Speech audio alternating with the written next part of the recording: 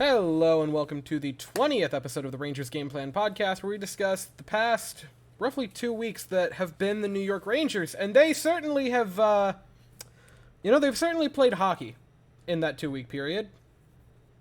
Yeah, there's some good news. Not as much as we've had so far this season. I guess we'll start off by saying because I've the feeling this is going to be pretty negative. Probably our first negative one of the season. Um, they're still in first place. Yeah, Uh, it's not like they're on a crazy losing streak or anything like that. They've still played pretty well, and beating the Kings was huge. Um, that's about it for the good news, though. The past week or so has definitely been pretty rough. it's it's been shocking, but also, I guess I should rephrase that. The first two games of it was shocking, and then last night it was. You could totally see it coming. They have played the same exact way through all six of the past games, to the point where Yeah. it's almost bitterly predictable what they're going to do, which is why I'm not totally just ready to burn it to the ground, but it's been tough to watch. Yeah, I mean, like I said, they're still in first place, decently comfortably. I think they might still be like second or third in the entire league. Yeah, I think they're So good. it's we it could definitely be way worse. I guess I'll just start off by saying my biggest concern right now is obviously we have mentioned many times that this team has blown two straight 2-0 leads in the playoffs. Um, and a lot of the reason for that is letting their foot off the gas and getting away from their game. Um, and I'm just a little concerned that's what's happening after the great start. I guess the theme of this one will probably just be how terribly they played on defense. Even Only some going of the back to that time. Sharks win. Yeah, we'll get into that. But even in the Sharks win, I thought they were just putrid in their own end. I mean, it's definitely been pretty bad. I guess this is a good team, right? Mm-hmm. We know that. It's just I feel like a lot last season we were begging them to be consistent and give a full effort for 60 minutes. And we're right back there. Obviously, they have a record where they're sitting comfortably and they can definitely afford some losses. But it's just frustrating. I guess the one that really set me off was last night Oh against my Toronto. god. I think that was one of the laziest performances I've seen from this team in quite some time. You didn't really have much of an excuse there. You're at home. Toronto played the night before. The Rangers were not on a back-to-back. Or on the second night of a back-to-back. It just looked completely lazy. You've seen that in the other games as well. It just is very frustrating that they know they can't do that against a team like that. I mean, obviously the Leafs have been a meme for quite some time, especially the past few years with their playoff fumbles, but they are still one of the most talented offenses in the sport, regardless. So they know that going into the game, and for them to just look that lifeless in the first period, and I thought the third as well, was just, I mean, it definitely rubbed me the wrong way. Mm. I I left the room right before the first Matthews goal for like 2 minutes and came back, and it went from 0-0 to 2-1. I was just like, what in the hell did I miss Yeah. in that short of order? But luckily, thankfully for me, the Rangers continued to play the exact same way for the rest of the game, which was just uh, unbelievably lazy. Like, you hit it directly on the head. You had Matthews wide open for 2 goals. You had Marner just so open. It's funny. Like, it again, I understand that as a NHL player, it's your job to find that bit of space. But how you can let two guys like that, who you have circled well before that game gets underway, hey, you can't let them have an inch of space to basically just be alone on an island is insane. You can look at Yeah. I'm usually going to go with Money Puck for a lot of statistics. Shesterkin led in 6, and I'm not going to tell you he played this like magnificent game. His expected goal against went up. It went up last night. And that's just... I guess, speaking of that, this is kind of what everybody's talking about, and I'm sure what everybody wants to hear. We should take Shesterkin behind a shed and shoot him. I agree. Yeah, if he's not stealing wins every single night, regardless of how the team plays, he needs to spend some time in Hartford. Apparently, I guess just before we actually evaluate everything, I've said this, last night as well. I just can't believe, we've had over 2+ decades now of elite premier outstanding, best in the world goaltending. Top 3 at least for over 2 decades. Yep. And they're going to have rough stretches. They absolutely are. Henrik Lundqvist had some rough games and some rough stretches of games. That most of that has always been because the team is not playing very well. Yeah, I understand that Igor is obviously... I have no issue giving him some criticism. I don't. At the end of the day, he is making, a pretty good amount of money, and when you reach that status of, game changer, you're expected to do that. So I understand it to an extent. I have no issue criticizing players. However, I just feel like it's a very, very lazy excuse for why the Rangers are losing the games that he's in net.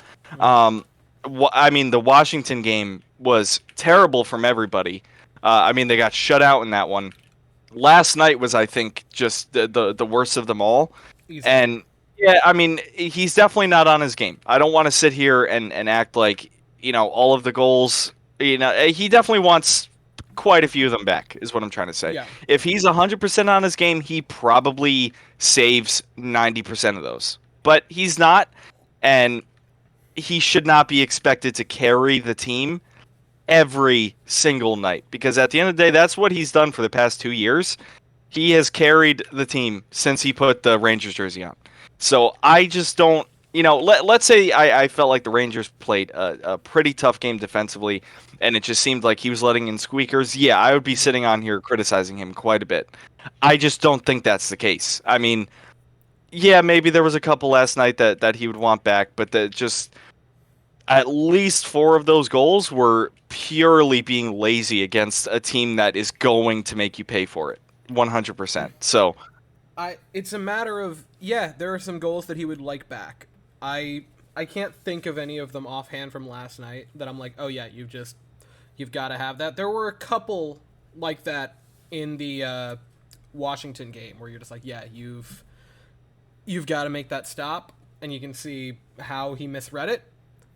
If you really dig into it, you can just see from a screenshot for any pick'em from last night of goals that are comical. It's not, it's a fourth line wide open in front with not one single Rangers jersey near him is disgraceful.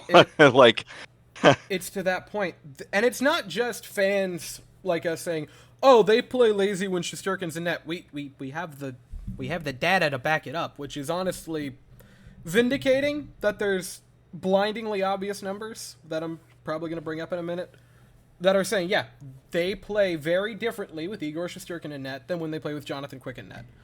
And it's they see Shesterkin, who has for his entire career here been a safety blanket, and when he gets in net, I think it's very evident that this team just goes, oh, cool, we got the night off. We don't have to try. And yeah, they did that the past 2 years too. Yeah. This isn't new. It's just insane to the point where he's facing over a goal more expected per 60 than Quick. And it's to the point, if it was the first 5 games, that's a statistical anomaly. Shesterkin's played 17, Quick's played 9. We're past that point. It is a matter of when he gets in net, they just don't try because he's supposed to make these spectacular saves. And first off, even if he was completely healthy, some of these are just unsavable. There is no other way about it. Like the Marner one last night, I'm sorry, even a healthy Shesterkin probably isn't getting that. It's very apparent that they have rushed him back a little bit. I don't think it's drastic, but he's not at 100 right now. And it's just kind of painful because I don't know how to fix him. The team as a whole, they've just got to, actually consistently play defense. But for him, because you've brought up that he is usually corrected it when he gets a lot of playing time. And so you just lay him out there for as many starts in a row as you can, which kind of gets jumbled right now because there are just a shit ton of back-to-backs on the schedule. Thanks again, NHL. And I would normally be down with that, but because I don't know if he's fully back from that injury or if he's still dealing with something, it's hard for me to just say, yeah, ride him like a horse. And it's... Yeah, and I mean, I know everybody wants to point to him still being hurt. I don't necessarily know if that's the case. I just think, he did miss multiple weeks, right? And he's come back to pretty much a dumpster fire in all of the games he started. And I think that's what's throwing him off. I mean, especially early in the season, any goalie will tell you, like, they need to be in a rhythm early on in the year. It's the way it is, especially right now where not every team has fully clicked yet. And you could say that about the Rangers, too. I mean, the record says one thing, but I don't think they played the best that they could possibly play. So goalies, especially with him, he is the definition of a creature of habit, right? So I think, like you said, it's definitely something that has happened with him before. I mean, he struggled for a little while last year, and he just played a lot, and he got out of it. Listen, this is the point I'm trying to make. Like I said, you can absolutely criticize him, but I don't like how people are almost pinning it 100% on him. I think that is just a very, very lazy take, and I don't know how you can watch the games and think that, because you watch when Quick is in net, they don't give up anything. No. They really don't. Like, here and there maybe, but I'm not trying to sit here and not and take anything away from Jonathan Quick. He has definitely played outstanding so far. His only loss is a shootout loss where it just bounced off of his back and into the net. So he's been really, really good. But listen, I mean, let's say it were flipped and Quick missed that amount of time and he comes back and has to deal with his defense. He's not overcoming that. And I understand that those two individuals are on a completely different, spectrum of of this league. I understand one is a backup and one is a Vezina winner. I get it. But I just think it's such a waste of time to really question if he's going to find it. It's like people just forget too quickly. I mean, we've been blessed with like I said, just elite goaltending for so long now. And these guys are going to have some bad games here and there. But I'm just more concerned about how inconsistent they've been defensively. I'm not really going to sit here and say, what needs to be done for Igor Shesterkin to figure out. That he will figure it out on his own. I'm not worried about that. I'm so frustrated with how many times we catch a glimpse of this team's ceiling, and at times they just fall so far from it. We said the same things last year, but it's just frustrating now because this season we've obviously seen how well they can play defensively in this system, and it's just some of these nights, it's just they completely get away from everything that's given them this record so far. And it, like I said before, the thing that makes me angriest is just, the Toronto Maple Leafs have several players that you have to circle, prior to the game and say you can't give them any space, you can't give them anything like that, and it just was not acted upon whatsoever. So no, it was too sloppy of a performance. Before I go into the defense for a brief minute, I also just want to point out the offense. In the past 2 quick starts, they've given him 10 goals, and in the past 3 Shesterkin starts, they've given him 5. Yeah, which is it's a clear relevant. Yeah, there's no disputing that they definitely play worse with Igor in net. Like I Which know some is, people are trying to say that's just an excuse, but there's statistics that are backing this up. uh, Um, yeah, I don't know. I guess the one that really told the story of the entire game last night is was it the first goal? I think Austin Matthews scored the first goal of the game, yeah. where William Nylander literally walked through every single Ranger on the ice Uh, without like any. There was no defense being played on him, and he just passes it to Austin Matthews, who's not being covered by anybody, well, and those two he are. doesn't miss from there. So. Well, surely William Nylander and Austin Matthews are fourth line grinders who you don't have to worry about, right? No, actually, believe it or not, they're some of the best players Oh no! in the sport. Oh, that's Yeah, not so, good then. so usually you don't want to let them do that, Yeah, but that's not ideal. I yeah. One thing that I'll say for the defense as to why it's again not it's becoming a problem, but it's not and it is a problem, but it's not a I don't want to say not a serious problem yet. It's not a go into full panic for me yet, which is last year when they had inconsistent defense, it would be inconsistent because they'd play awful for 5 straight games and Shesterkin would bail them out for 4 of them. And then they'd finally, against a bottom feeder, pull out a pretty competent defensive performance. And we're like, yes, just play like this. And this year, there have been long stretches. There have been 4, 5, 6 game stretches in a row where they have played elite defensively. And usually when they get on their horse defensively, last night is a total anomaly. They played very poorly against the Leafs. That was awful. But you let the Sharks put up 5. You let Ottawa put up 6, who is not particularly great. Obviously, the Sharks are not quite elite, is a polite way to Yeah. put it. Washington, their record can say whatever. That is not a good hockey team, and they got 4. And then you play the Yeah. Kings, where it is very apparent we have got to get out of our seat for this, and they get 1. And I thought that was one of the best defensive performances in a little bit.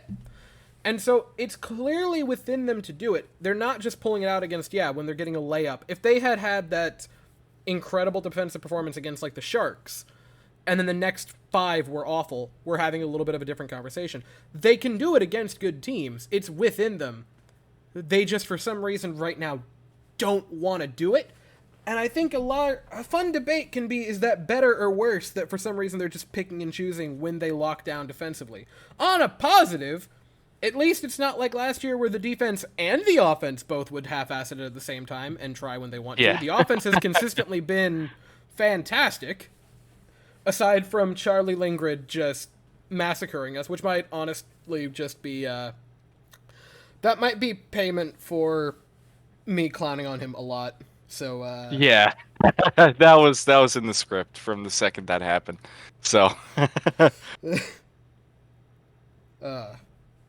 yeah, so I mean, like you said, it's the Kings game was I was gonna get to that before you did. Like I thought they were outstanding in Yeah. that one. And this is what I'm trying to get at.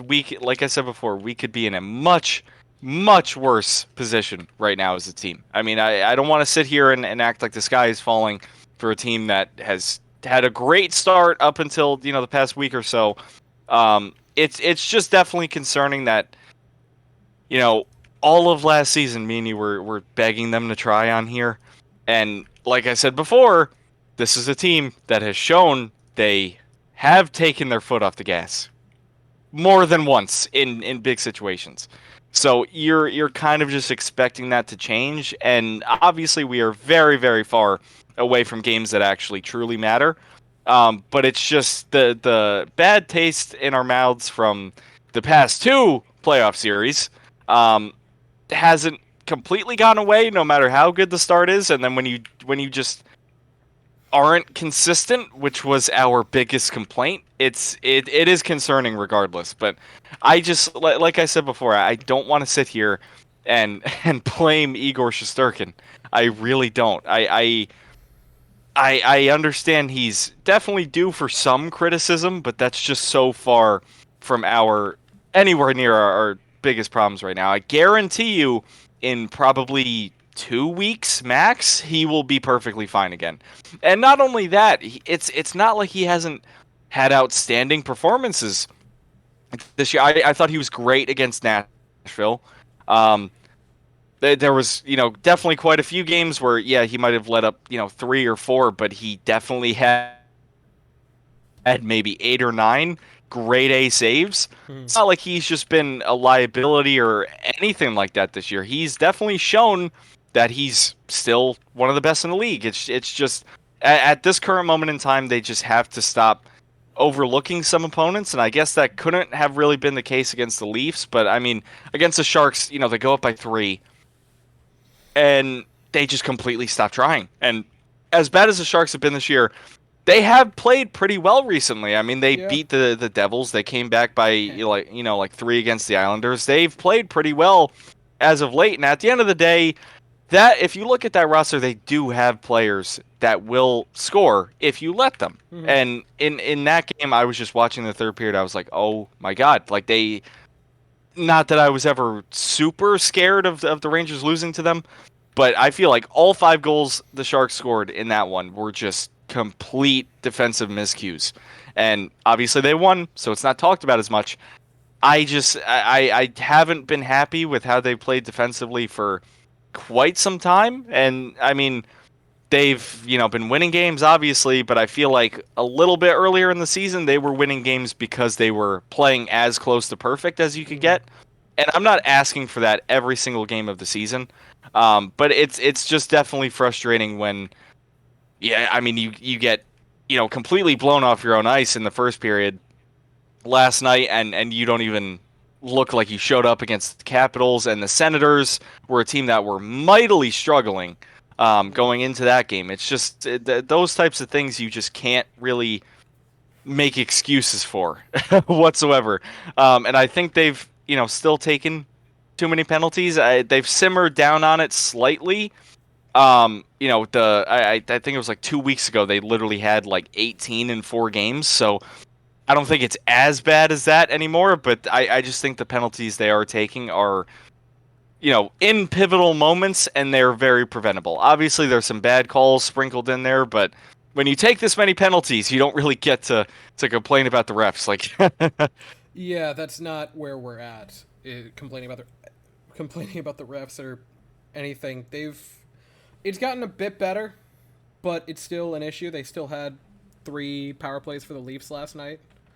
And hmm you mentioned the whole getting run off the ice in the first period. Because you go down 4-1 in the first. Side note, we all thought for a second that was going to be very entertaining. And hmm I will never forgive them for not allowing that to be very entertaining, because I also wanted a 4-1. That would have been mint. But yeah, to go down 4-1 in the first, to get completely embarrassed at home, and then to play a good second period. Like, you outshot them, I forget what it was exactly, 15-8 in the second. hmm You clearly realized, oh, we have to try. And then it was as if they just decided again, all right, we're good. After the second period, because then you go into the third, and it was just abysmal. Like, they get it close, they yeah. make it a 1-goal game, and then Marner, Matthews, and Kampf on the empty net, which is that was fun. That Yeah, it's just I genuinely thought that they would be able to, pull off a comeback there, just because even while I was watching the game, I was like, okay, definitely win this game because it was Martin Jones in net, and I definitely expected them to make up for whatever we watched in the first period. And they just didn't. I mean, the second period was great. I thought they legitimately could have scored 6 goals in the second period. But the third, it's just there was no pushback really whatsoever. I will say, not to really complain about the refs or anything, but I do think that call early on in the third on Gustafsson was egregious. He didn't really do anything. It was interference or whatever they called it, and that is really what just pumped the brakes on the comeback. But regardless, it's not really something you could can complain about too much, considering how bad they played overall. Um, But it's just, you would have liked to see them at least get a chance to keep the momentum going, and it was just crushed by that. But I mean, regardless, you know, it sounds like we're fans of a team that's in sixth place in the division or something right now. It's obviously they are still well into first place. I think the team overall will end up being perfectly fine. Especially, I mean, we've spent the past few episodes talking about how good they've really been defensively. This is not like a season long issue we're having. It's just every time they have nights like this, I just get PTSD from how the last two playoff series have unfolded Well, I mean, because go on. I'll say it after that. I was just gonna say, like, it's in the past two playoff series, it's like you literally see the ceiling of the team and the absolute rock bottom floor, and it's just that's kind of what a lot of these games have been. Like, you see how good they can be, and then you also see how things just don't quite How go much our of a way. nightmare it can be. Yeah. Fun little fact that you kind of made me think of there, Evan, when you talk about the last two playoff series. If you want to look at the first few games of December like a playoff series, they took a 2-0 lead with the Nashville and Sharks game and then lost 3 of 4. That's kind of a funny little thing. Yeah, it's There's not ideal. Sort of a reason why that happens. But again, I think you hit it pretty well there. We sound overtly negative because we have to nitpick to this point. Like, realistically, this is the worst stretch they have played this season, bar none, and they're 3-3. Like, Yeah. they're still at their absolute worst 500, and this isn't their worst over a 2-month period where they're 10-10, 15-15. It's a bad start to the month, but even their quote unquote bad start, we are like every other episode when we talk about negatives, it's been going after an individual player because they have played just so damn well to this point that this is for them to have 3 out of 4 games where they lose and look genuinely terrible in them. It's shocking. They've played well, and with the team as a whole, it's not a matter of if they come out of it. To me, it's a matter of when. Shesterkin's going to be fine. I don't know if you know this. He's kind of a good goaltender. Yeah, he's above average. Yeah, he's pretty darn sure. good. And again, it's not that he has completely regressed. This isn't in previous seasons where a goalie's been, come into a season and just looks awful to this point. He's had some really good games. And we're talking about how bad of a season he's having. He's still got an over 900 save. Like, he's still not awful. He's below where he wants to be. He's below where we know he should be. He's still a 902. Like, that's still not bad. It's not ideal. It's not good. But that's fine. It's about smack dab average. And there have been enough flashes. There have even been flashes in the past few games where they get cooked. Where you can see Shesterkin's in there. He's just fighting a constant uphill battle because the defense in front of him, they aren't defending. And the offense in front of him, he's either responding way too late or, in the Washington game, just not at all. Yeah. But if you want to... Yeah, go ahead. No, I was going to start talking about potentially the next few games, so if you have more, we should do that first. I was just going to say, it's, I said this earlier as well. It's like we've been through this with Hank, too. It's like, God forbid, he has... either one of them have... a bad game here or there, maybe a bad week or so. It's everybody starts freaking out, and they always find it. And it's definitely worth mentioning that Igor had a rough stretch last year, and it ended up being perfectly fine. And we were all, worshiping him come playoff time because he was the only one trying. So listen, like I said, if I have no problem admitting he's in a slump. I'm not trying to sit here and act like he's been absolutely perfect. But there is quite a few people I've been seeing that are basically blaming the losses solely on him, and I can't even remotely agree with that whatsoever. And especially with a guy like that, He's definitely bought himself some bad performances here and there. I mean, we probably don't make the playoffs the past 2 seasons if he didn't exist. So No, I'm not. It's just a complete waste of time to sit here and be like, "Oh my God, does he need a minor league assignment?" Like, no, he will be perfectly fine. I mean, Christ, Vasilevsky has these terrible, terrible, terrible games sometimes, and he just ends up flipping a switch. That's what happens when you're that good. And the last thing I want to say about it is like we are just very, very spoiled with good goaltending our entire lives, and even back to Mike Richter. Like yeah, this is we are the Green Bay Packers of the NHL. Like they have good quarterbacks all the time. We have good goalies on all the time. We don't really win too much, but those are sure both would there. like to. Someday. Yeah, that's it. It's just the last thing I want to say is like I just can't believe how some of this fan base reacts, and I just feel like it's very ungrateful because if you were a fan of some of these teams that are literally begging for even close to average goaltending, your entire mindset would be changed. It would. A lot of these teams, their goaltenders struggling, and they can't sit here and say, "Oh, he'll be fine." Like, no, there's teams in this league that have detrimental goalies right now, like just complete liabilities. So we are very far from that. And like I said, if his bad performances are going to come when the team does not play remotely well in front of him, that's okay. Believe it or not, that's going to happen because he's a human being. So How are you going to sit here and complain about Shesterkin having a 902 save percentage when Florida Panthers fans exist? Is all I'm going to... I... Like, he has more than bought good grace for a bad first 20 games of the season. It's insane. Because they had it was the Washington game. Or no, I brought it up in the Kings game. Where I was like, I thought I was being way too harsh. I thought I was going to get eaten alive when I was like, man, I think for maybe a couple of weeks to see if it might help him, we go 50-50 with Quick and Shesterkin. I thought I was going to get ripped apart. And then last night happens, and the discourse has turned into, so what do you think we could get in a trade for Igor Shesterkin? And I'm just like, what the hell happened? I cannot believe there's legitimate conversations being had. And mind you, or at least I would like to think it's just the vocal minority of the fan base that I'm seeing all that from, but I have seen quite a bit of it.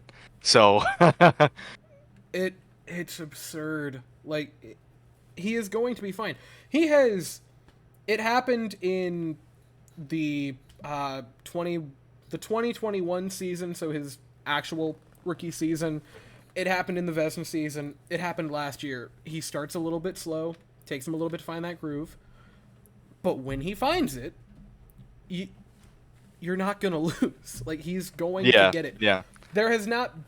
He is the only reason that for the past 2 years you have made the playoffs, and he was the only reason on this roster that in 2021-22 you even saw the second round, let alone 2 games away from a Stanley Cup Finals appearance. I cannot stress it enough to you how integral he has been to this team. And it's to the point, the discourse isn't just dumb, it's borderline insulting to see people genuinely discuss if he should be a part of the future. Like, that is insane. Yeah. That's what I'm saying. Like, it's just a lot of this fan base, we've all been very, very spoiled, and some people just have not realized that, believe it or not, Hank and Igor have never been robots, even though sometimes they do make you doubt that. They're humans, and they're going to have bad games, but I'm just not going to sit here. Listen, I defended Henrik Lundqvist for my entire life, basically, and I still am to this day, and it's just going to turn into the same thing with Igor. So that's where we're at with that. I mean, that's basically the number one, topic for this entire fan base right now is just if Igor Shesterkin is good or not, and it's just I'm happy we just spent like 30 minutes just squashing that because oh my god, I had a legitimate headache last night. Like oh my god, it was so bad. I mean, Miller had a cool little goal streak during that. I'll throw that out there as positive, but other than that, I have that's about it. Yeah, that's about it. Miller Just burn the tape on the past week or so. Yep. Apart from the Kings game, obviously, and just get back to, what got you this record in the first place. Now, a positive upcoming. There are two games that hopefully set the Rangers up for a little chance to get right. You play the Ducks on Friday, who I don't know if you know this. The Ducks are now worse than the San Jose Sharks. That's a real thing they've. that happened. I don't know what happened there. I, I never really thought they were that intimidating overall, but I think they lost like 9 in a row or something at some point. Imagine Something like that. oh. And yeah, it's definitely been really bad. Speaking of them, our good buddy Ryan Strome comes back to Madison Square Garden on Friday. And so, Frank Petrano. Yeah, I mean he's an actual good buddy, but I have a lot of issues with Ryan Strome. So I want nothing more than him to just whiff on a wide open net. Look, players I can't help myself from thinking. Obviously, every time a significant player returns, they do the video on the board. I just think it would be so, because there are video compilations on YouTube of him missing wide open nets. I just think it'd be funny if they threw like 1 or 2 in there. Just that just one or two. The Lightning. Like, just please. I mean, it's so crazy how many times that man missed wide open nets, and obviously the one against the Lightning will haunt me for the rest of my life. But I just think it'd be so funny, because I think he would get a laugh out of it, to be honest, because he has to know. Like, I'm sure his teammates have given him shit for it. I'm sure he's still doing it in Anaheim, but there's just no media coverage there, so like we don't see it as much. I just want one fan to have a sign, and it's just that missed goal against the Lightning. That's the entire poster. Petrano's getting a hattie, though. That's going to be unfortunate to watch. Yeah, that's for sure, yeah. And then Saturday, oh look, another back-to-back. Thanks again, NHL. Yeah, why? Like, why? It doesn't. I don't understand. I don't understand. Fun fact, Evan, we have 2 back-to-backs in a week. I'm sure there have probably been like 3 in a week at some point. It seems. So I'm not even surprised. But you go from playing the Ducks to in Boston to take on the Bruins, which I have far more faith in the Bruins game than the Ducks game. Because that Ducks game just has sloppy defense written all over it, whereas the Bruins game, they're probably going to get up for, and Quick will be in net, which means they'll score like 9 goals. Yeah. It's weird to say, but you have the easy... I say the easy. It's an NHL team. No team is easy to beat. You have a presumably easier game against the Ducks, and then... assuming you start to get on the right track, you can go up against a team that you're probably gonna... I mean, realistically, if everything continues to go as it is, who you're probably gonna have to play if you want a chance to go play in the Stanley Cup Final in Boston, which both of those games are incredibly important, and I think it could be especially important for Shesterkin to go against the Ducks and maybe just have a Shesterkin-y performance. Because then you go on the road Tuesday and play in Toronto, which I don't know if you know this, Evan. The Rangers just played a pretty bad game against the Toronto Maple Leafs pretty recently. Yeah, I'm very, very intrigued to see how they play in that one. I was just going to mention that once you brought it up. Like, not that it's a must-win, but I mean, considering how you played last night, you would definitely like to see them win that one. I just it would definitely put everything to bed that we just said. And I mean, I believe that one is in Toronto. It is. So, yeah, and the Boston game, too, I just want to talk about that real quick, because it kind of sucks that the Rangers have, lost, 3 out of 4 at this point, because normally... Now, obviously, I wasn't expecting the Rangers to be on a massive win streak going into that game, but let's say it wasn't as quote-unquote doom and gloom as it is right now. Right. I would normally say, you know what, you already beat them once, that one's in Boston, I'm okay with you losing it. It's just a matter of if they do lose that one, it'll definitely just add on to the recent struggles. Even if they beat Anaheim, because at that point it's like you would have lost what, Four of 4 out of 6 Oh or yeah. something like that. Yeah, it would be 4 out of 6. So it sucks a little bit. I mean, even if they do end up losing it, it is what it is. It's just a matter of where the team is right now. It changes what I could say about it because like I said, normally I'd be like, oh, they're a very, very good team. If you already beat them once and now you're in Boston, it's okay technically. I'm cool with losing it. But I mean, if you can beat them twice, Oh, that would be so absolutely good. massive. And then yeah, the Toronto one, I'm fully expecting them to win that. Like no questions asked. And the one thing I don't think we brought up, Keandre Miller didn't play last night, which obviously it was a team wide lack of effort, and I Yep. don't really think he moves the needle all that much. I just think not having him against Toronto of all teams is brutal. Like I feel the same way about Toronto as I do teams like the Devils and whatnot. Like they're obviously very, very fast and they're very skilled. And Keandre Miller is also very, very fast, and he's a guy that really can cover anyone in this league one on one. Hmm. And it's just against a team like the Leafs, that's where it hurts the most not having a guy like that. Obviously, you never want anybody hurt or anything, and he's not hurt. It was some personal reasons or anything, and we hope he's okay, and that's really all that needs to be said about it. We have no real, we have no Yeah. clue why he was out or anything, but I guess it doesn't matter. I'm just curious to see how they look, hopefully with him. I don't know what the update is or anything like Yeah. that, but I like I said, I just think that's definitely worth mentioning just because I feel like let's say he was playing, last night before the game, I would think in my head, like, okay, he is one of the X factors against a team like this yeah. because he's most well equipped out of anyone on the defense. I feel like to make a difference. I I want to find the plus minus and see if it was it Truba on the ice for all of them, or was it? So Truba was a -2, Yeah. and he was line mates. He was with Gustafson last night, correct? Or am I? Yeah, it was him and Yes. Gustafson. Yep. So they were both a -2. I'm not saying that both of those goals don't happen with Miller, but a guy like him who is that fast and that dynamic, you could definitely tell they missed him a little bit. Because Yeah, for sure. Gustafson has been a great defenseman to this point of the season, and Truba has been phenomenal as well. The problem just was they were having to play catch up most of the night because Marner would just fly past them. I mean, you had the incredible job on Truba on the goal line save that he made. Where he but that's the thing. Gustafson came flying in after the first shot had happened, and then Truba came flying in on the rebound.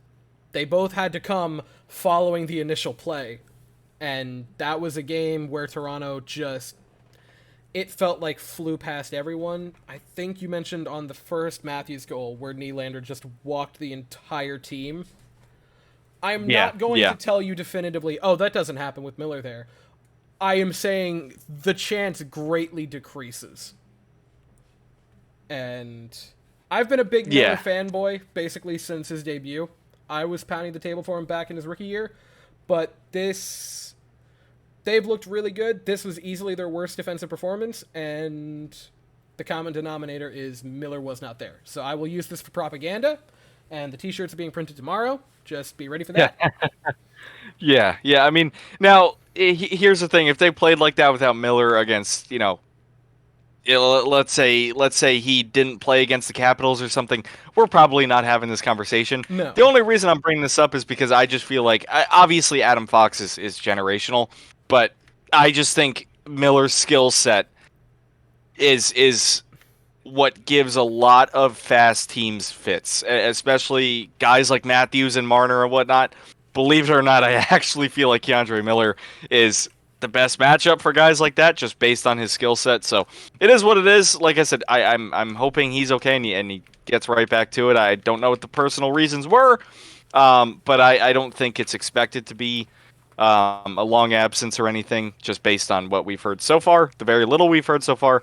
But that's just about it. I mean, yeah, like you said, that was definitely the worst defensive performance they've had, and it's just frustrating too because it's when you when you're reading the pregame notes, and you learn Martin Jones is in net for the other team, you're expecting to win, regardless. So Hearing Martin Jones it's been versus like that Igor for many, Shesterkin. many years. The Martin Jones Igor Shesterkin matchup is one that you would usually appreciate winning.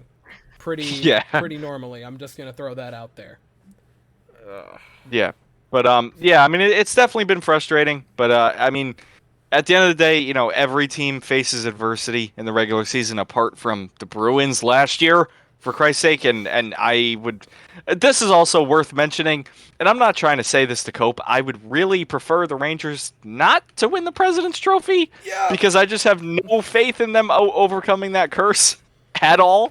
So, not that I ever want them to lose games or anything, but please just let someone else win it, and I'll just leave it at that. But I yeah, I do not believe in curses, but also you kind of can't ignore the fact that how many times in the past 10 years has the President's Trophy winner not won the cup?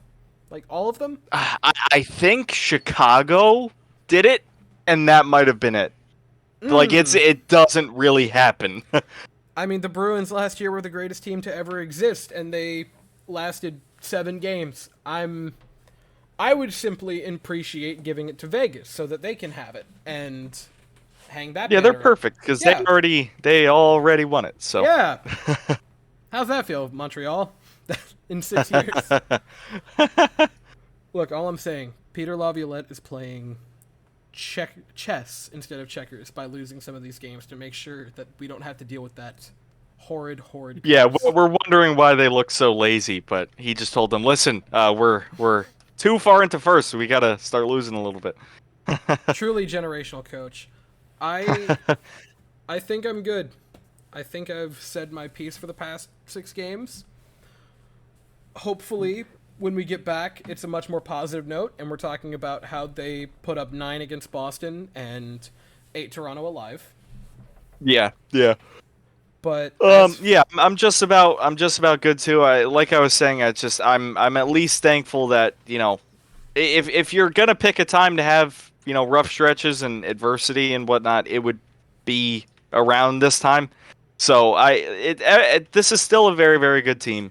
Some teams are definitely in much, much worse spots than we are. I mean, even some of the teams that we're gonna have to play later in the year, they're not doing so great right now. So at the end of the day, they're still in first place. They will be fine.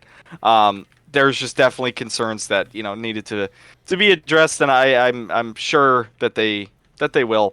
That's just about it. I guess I'll leave it off on just saying I'm definitely expecting to see a much different team these next few games. I mean, obviously, like you said before, no game is easy, but you would definitely like to win the Anaheim one. And then the next 2 after that are teams, very good teams that you will probably have to play if you want to make it all the way. Assuming Boston might play Toronto and beat them like they always do. So who knows if we'd play the Leafs, but Boston's definitely a team that you want to show what you're capable of again. that's the heavyweight matchup. That very well could end up. Wait, do they still do the tiebreakers on the head-to-head for I seeding? believe so. I think. I mean, these are 2 incredible teams, and this could potentially. I know it's incredibly early to say. They both have 39 points right now. It is a very likely possibility that this could be deciding possibly where a Game 7 is held. And Yeah. for that reason alone, it's an important game, despite the fact that it's going to be your 28th game of the year. Mm-hmm. And more than that, Boston has the reputation, especially after last year, that you are terrified to play them. And the way the Rangers have been ragdolled by Boston the past few years, and really even the way that they have beaten some good teams, the Rangers have for a long time not, especially against the elite, struck the fear of God into them. And I would greatly appreciate if come June or May or whenever you have to play Boston, it's not us going, oh shit, how do you defend them?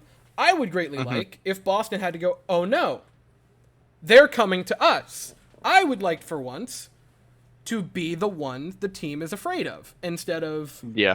you know, I understand the underdog mentality is fun until you get ragdolled. Yeah. I would like to be the juggernaut in potential playoff matchups, and I would like to have them in their own head about playing us for a change. Yeah, 1000%. Are we good? Yeah, All right. I'm just about good. So, Well, I think that is all we have to say. So, thank you all for coming in for the 20th episode of the Rangers Game Plan podcast. We will reconvene probably in a couple games to see how the weekend and Toronto game went. But until then, thank you all so very much for watching. Hope you all have an absolutely fantastic day, and as always, go Rangers. yep. Thanks everybody. Go Rangers.